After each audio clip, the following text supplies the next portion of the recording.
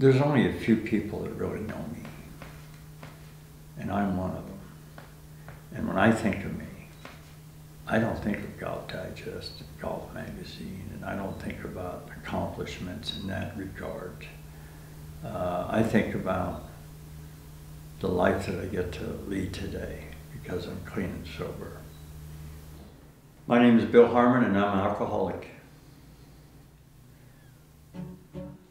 You know, my dad was a real character. He used to teach the King of Morocco how to play golf. And he went over there about 60 times. And I'd say he brought me maybe a dozen times. And we were staying in the Rabat Hilton one night, and he'd had quite a few bottles of wine, and I probably imbibed in a little of the local pleasures there in Morocco. And it was very late, and we were going up to our room, and we were both kind of bobbing and weaving. And he looked down on the floor, and there was a company that makes elevators called Otis. He says, "Bill, you see that plate down there?" I said, "Yeah." He said, "What's Otis spelled backwards?" I said, "ZITO." He said, "That's what I'm going to start calling you." I said, "Why are you going to do that?" And he said, "Because your life is like an elevator. It goes up and down, and you have no idea what floor to get off on." Well, at the time, it was kind of funny. Little did I know how prophetic it was. You know, it's interesting when you grow up in a family that gets notoriety. And my father was a very, very special golf professional. But I think it's almost natural when you're, you know, the son or the daughter of someone that's famous, and then you choose to get into that same field.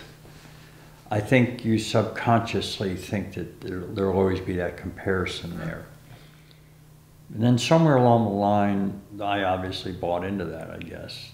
That when I was successful, I didn't really feel a lot of joy. I felt relief that I didn't fail. Looking back on it, I think that's where it all began, really. And so alcohol and drugs became the perfect anesthesia for me. I think the first period really was when I went to college, and I was kind of a whiz kid in a relatively famous golf family, and I was kind of the can't-miss guy. My father was a gentleman named Claude Harmon. He won the 1948 Masters. He was one of the great players, great teachers, one of the great golf professionals of all time. I had three brothers that all went on to be golf professionals, and I was the one that was supposed to be better than all of them, you know. And all I found really was disaster once I started drinking and drugging. And somewhere along the line in college, I started smoking pot. At that very time, my mother was dying. It was like a collision of losing my identity and losing my mom at the same time. And I self-medicated, and I went on about a 20-odd-year journey of self-destruction. I think as time went on, and I failed, and I failed, and I failed more, the pain that I felt not kind of adding up to what I thought I was supposed to add up to in my family just kind of drove me in the wrong direction. I started having bottoms without even knowing I was having bottoms. And I remember my dad was real sick, and his wife at the time asked me if I would come over and walk him a mile every day, and she'd give me a six-pack.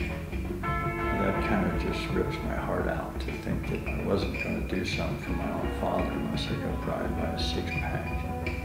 That was in the early 80s. I would love to tell you that I took that pain and I decided right then and there to do something about it, but like a good alcoholic and a good drug addict, I would just do more. I started caddying on the PGA Tour for a guy named Jay Haas, and we did very well together, and we were kind of a team. At that point in my life, I needed to be on a good team. I needed to have a reason to be loyal, and we'd had some success together, and I started to feel better about myself, but it didn't stop my drinking and my using. Actually, it kind of made it okay to do it. And I distinctly remember we went kind of on a hot streak where we won a couple tournaments, and I stayed out all night snorting cocaine and drinking. But I remember on the very first hole, I was so buzzed I couldn't see the green. I couldn't see, basically. And he played great, played really good.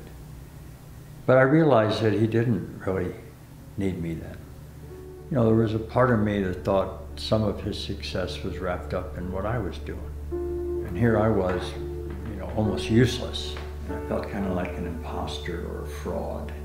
And what I really thought was happening might not be happening.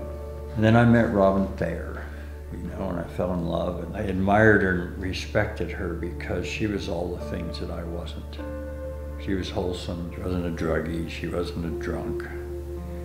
And Zach was born, my first son, and I remember putting him in the car in the back seat. I remember looking in the back seat and never really loving anything as much as I love that kid. And then I remember a second later looking out the window and realizing that my son was going to have a father who was an alcoholic and a drug addict.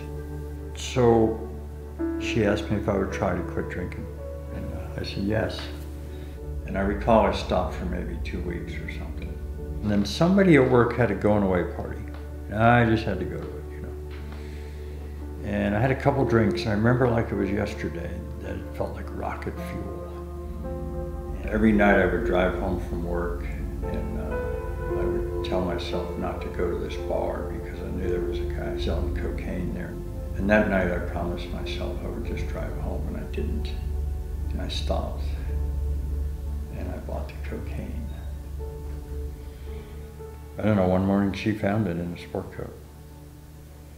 And she wrote me a letter and said she's leaving. And I think if I had the guts to do it, I would have committed suicide right then. But I didn't have the guts to do it. I wish I could tell you I stopped then, but I didn't. But I do think the wheels of change started gaining a little bit of momentum. And then after an incident at the workplace, I got like the really first break. Didn't know it at the time, but 2 people on this board of directors where I worked were in recovery. And rather than have me fired, they decided to try to help me. And they came to my apartment, and I knew why they were there. None of those people knew what had happened to me once they came over. And what had happened to me is I felt relief. And the guy said to me, if you promise me you don't drink between now and tomorrow night, I'll take you to this meeting. And I made that promise. And my life changed that night.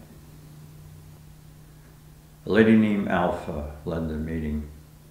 And she told her story, and it was rife with humor and fun and sadness. And at the end of it, she started crying, and she said that they were not tears of sadness, they were tears of joy, because she was going to have her 2 grandkids come over that weekend.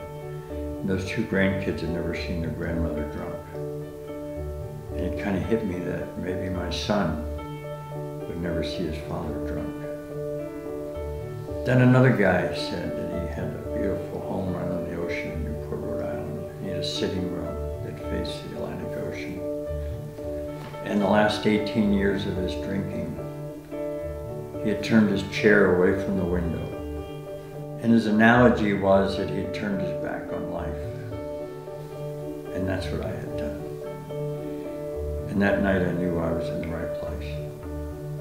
And I knew that there was a good chance my son would never see me drink.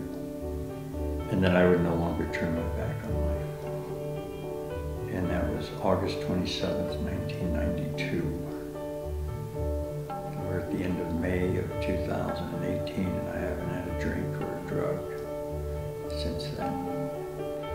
It's funny, I look back on my life, and it seemed like for years, I thought it was really important for you to add up to this thing called the Harmons. I wanted to contribute to the list of all the accomplishments and things. And that was part of my self-loathing, knowing that I'd not only failed myself, but I'd failed the family.